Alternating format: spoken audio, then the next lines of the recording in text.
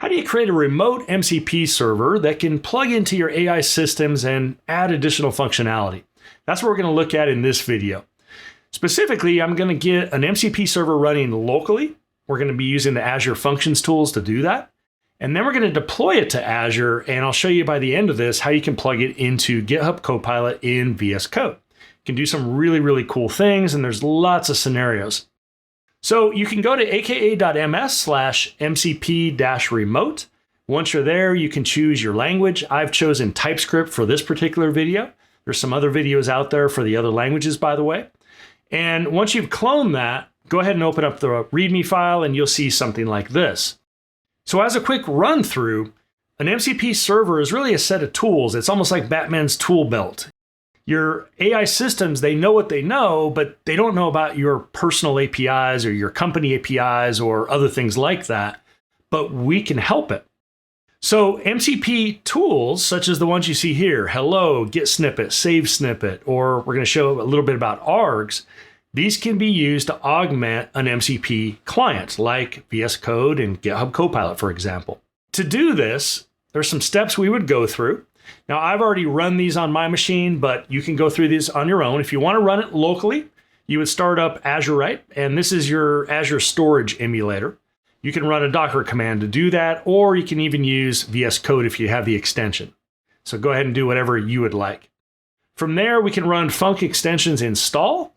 We'll run that at the root of the project here, and then we can run npm install to get our dependencies.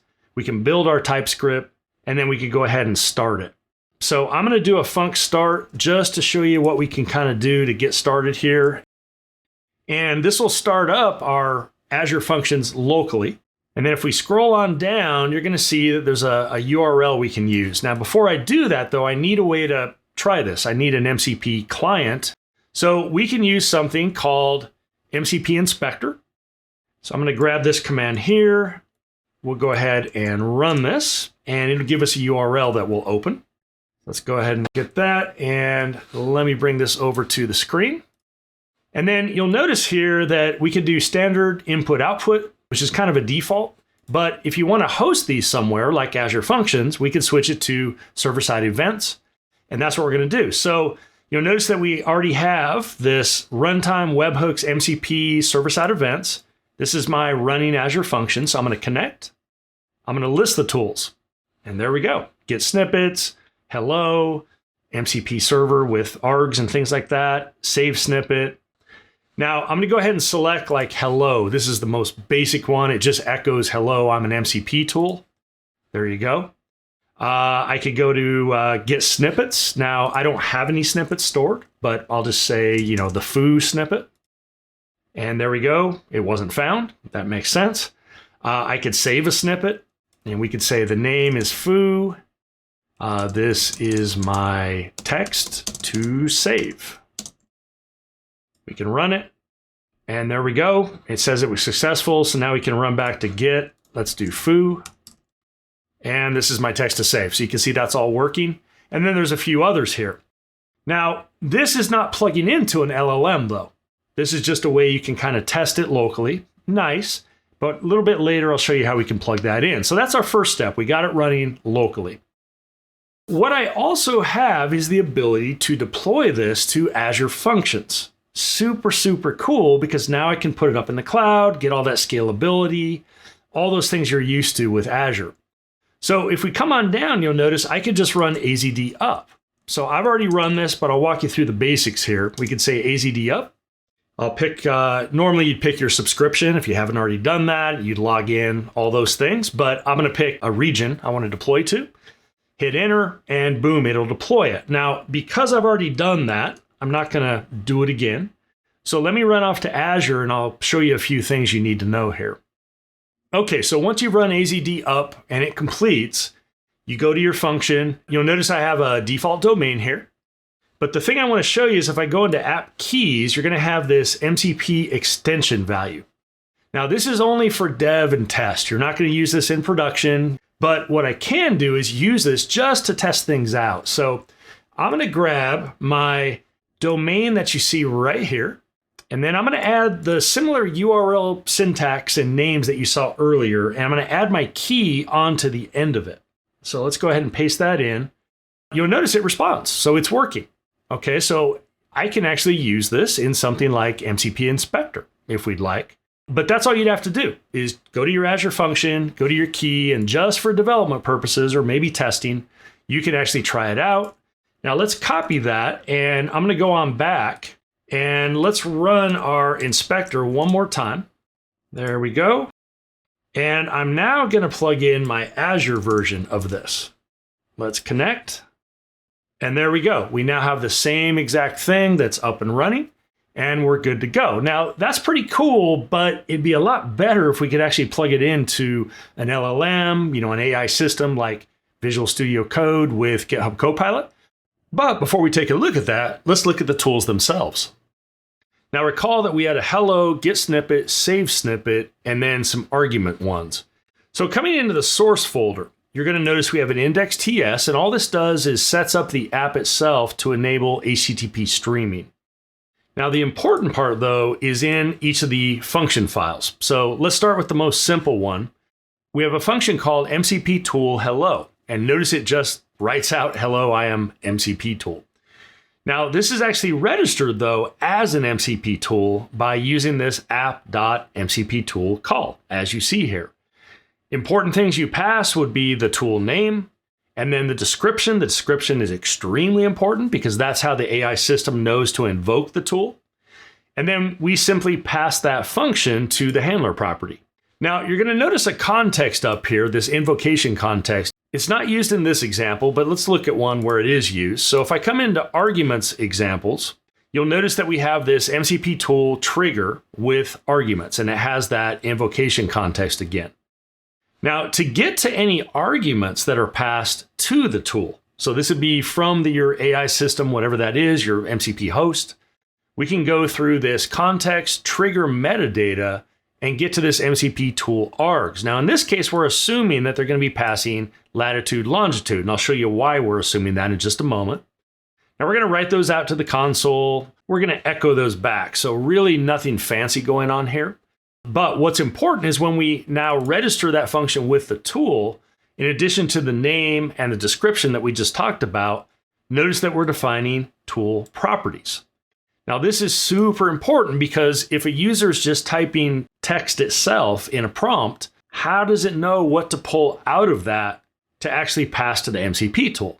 Once it knows about what tools are available and the parameters and their description, it can then grab that text, pull it out, and pass it to the MCP tool here. Now, there's two ways to actually do this. There's another function down here which is very, very similar, but you're going to notice that the registration is a little different. If we come down to tool properties, this is using the Zod library. Notice in this case, it's simply saying that latitude and longitude are numbers, and they both have descriptions. I prefer this technique myself. You'll see this a lot with other MCP servers in TypeScript, but there are two options that you could choose from. Now, finally, we would take whatever the function is again and pass that in, and that's it. Now, the last one is the snippets, and this is very similar. The difference is that now we're actually going to interact with some blob storage. We're either going to save it to the storage or we're going to retrieve it from the storage. Now, obviously, if they're going to get a snippet, they're going to have to pass in the name of it. So notice here, we're going to get to that metadata MCP tool args, grab that snippet name.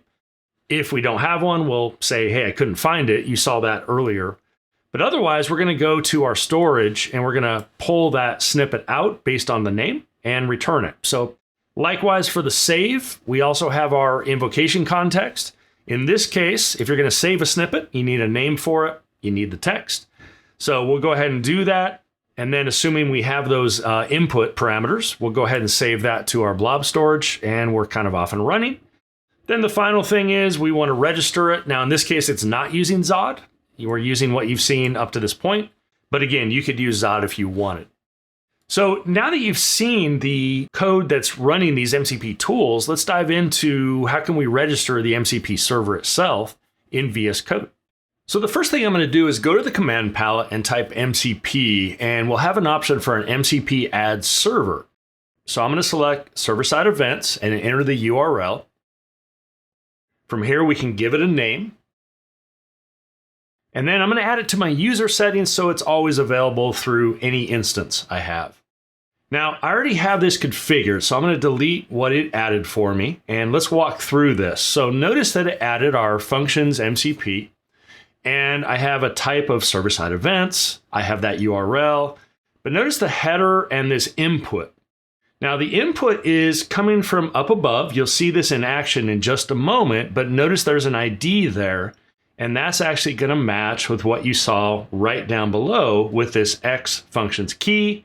And we're saying it's a password so that when I actually do this, it won't show. So let's try it. I'll press start. I'm going to paste in that key that we talked about earlier. And notice that the server is now going to start up. Excellent. We have 5 tools available, so I'm going to go to the chat and let's try one of those tools actually. Let's do the hello world type of one. I'm going to switch to agent mode. There's my 5 tools. We looked at these a little bit earlier, and let's just say hello. But since an LLM can say hello, I'm going to add a little bit here and say use your MCP tools. All right, so it found our hello tool. Let's run it. We get this amazing output. Hello, I am MCP tool. All right, let's try another one. We have some snippets as well. So let's get the snippet named code. Now, I don't have one of these, but it is going to try to call that tool. Looks like it can't find it. Okay, that's expected. So let's go in and add it. So we'll say save the following snippet, but I'm not going to give it any information. Let's see what happens here.